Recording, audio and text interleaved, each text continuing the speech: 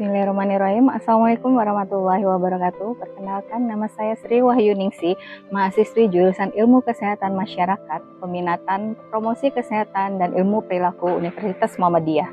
Pada video ini saya akan menganalisis artikel berjudul Review Can Based Community Development with Children and Youth Enhance the Level of Participation in Health Promotion Project, A Qualitative Meta-Synthesis oleh Akdal, Midger, dan Meidel tahun 2019.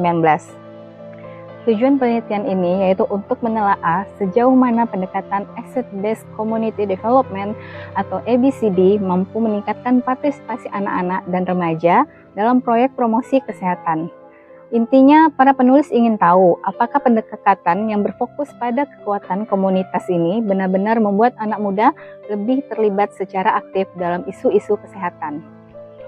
Topik utama dalam artikel ini adalah peran anak dan remaja dalam proyek-proyek promosi kesehatan dan bagaimana pendekatan ABCD yang berfokus pada kekuatan atau aset yang dimiliki komunitas bisa dimanfaatkan untuk meningkatkan partisipasi mereka.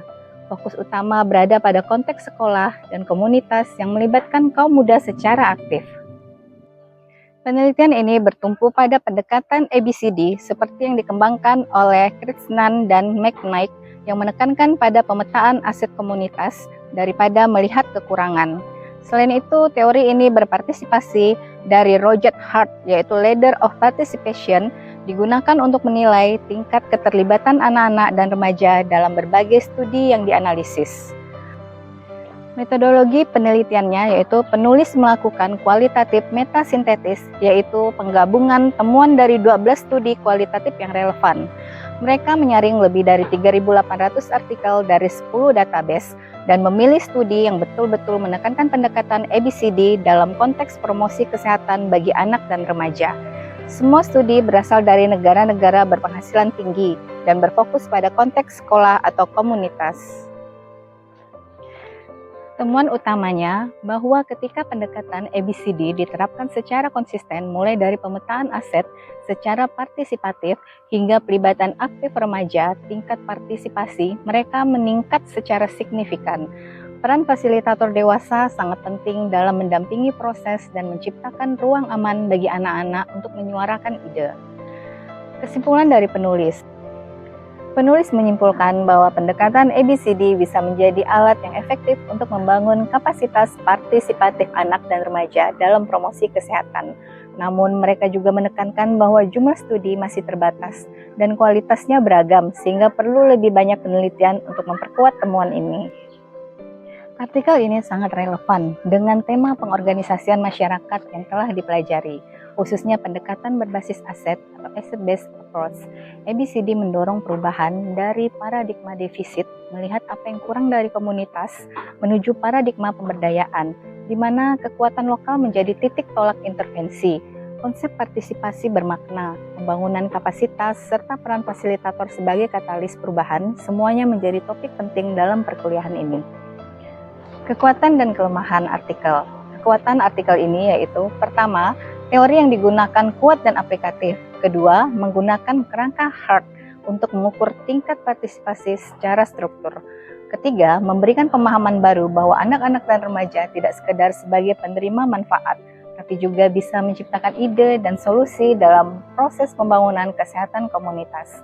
Kelemahannya yaitu, pertama, studi yang dianalisis hanya dari negara-negara maju, sehingga konteks lokal dan budaya dari negara berkembang tidak tergambar.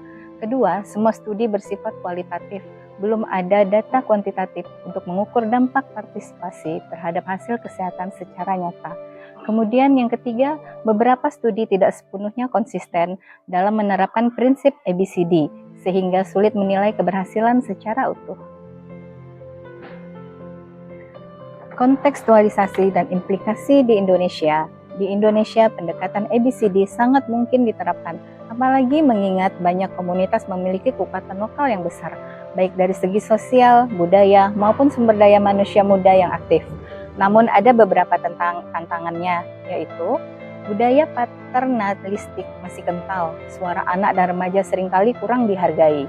Kemudian fasilitator dewasa, yang terdiri dari guru, kader, tokoh masyarakat perlu dilatih agar mampu mendampingi dengan pendekatan partisipatif, bukan instruktif saja.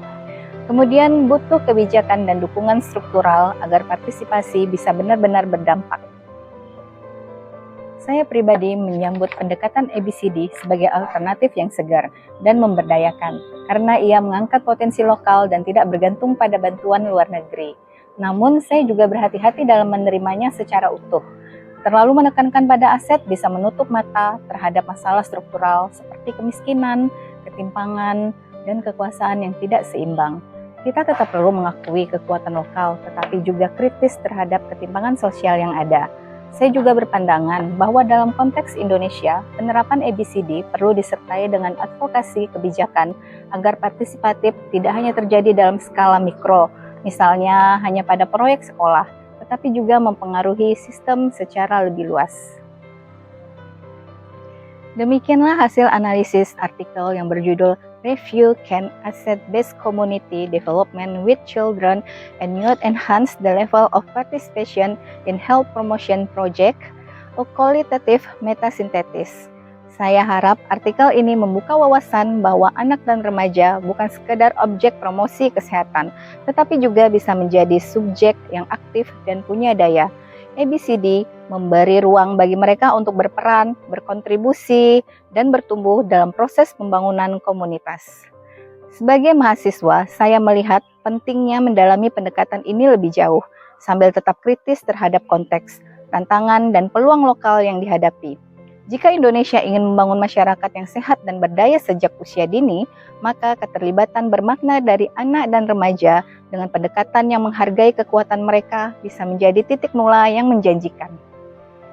Sekian dari saya. Analisis artikel ini merupakan tugas baca pada mata kuliah Pengorganisasian dan Pengembangan Masyarakat Lanjutan oleh dosen pengampu Bapak Abduh Ridho, SKM MPH. Wassalamualaikum warahmatullahi wabarakatuh.